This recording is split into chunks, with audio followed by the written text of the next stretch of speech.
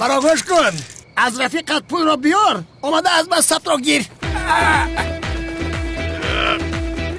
به خدا سنت لعنتی، همه را حرام کردی.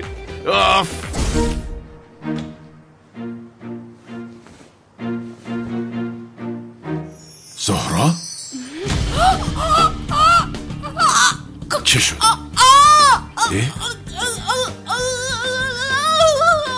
ای وای دختر را ترسانیدم. شد هیچ گپی نیست کنی گپ زن؟ گپ زن؟ ایست آرام شد. بین شین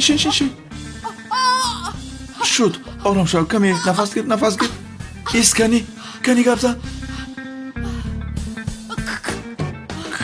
ای وای دختر تمام زبانش را فرو برده است. تمام است. آرام شو جانم. کمی نفس کش. یگان کار کن. گپ زن کنی. کوشش کن کنی گپ زن.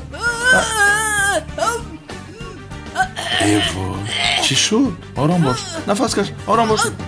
کنی گپ زن.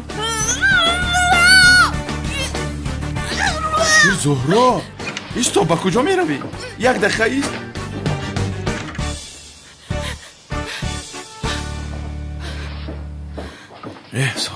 زهرا خوب هستی؟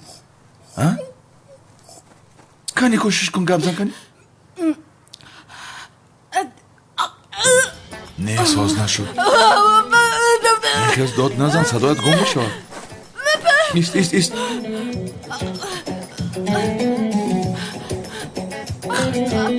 کدامش فایده داشت. شد کنی این را گیر. سبزی را خور کنی. بخور. بله کنی گپ بزن. خوب میشد. نه حاضر این به فکرم برای چشم بود. بله برای چشم. یک لحظه آرام شو کنی بینم. باز چست. آرام شو.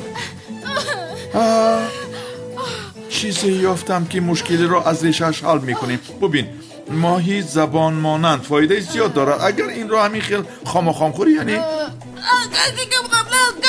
شد. تمام تو کمی آرام شو کنی بینیم. باز چست. تمام جانم آرام شو. چی گپ است اینجا؟ آرام شو. چی شده؟ با سلطانم چی شده؟ چرا از هوش رفت؟ سلطانم از هوش رفته است. نفسی سونی دادن لازم. مادر تو چی کار میکنی؟ از هوش رفت. نفسی سونی میدهم. تو چی ها میگویی از برای خدا؟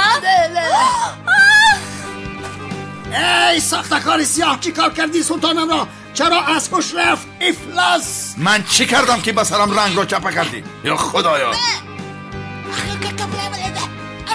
تمام کمی ایست. بلیست از هوش رفت. یا بسم الله این چی است؟ چیزی نیست کو.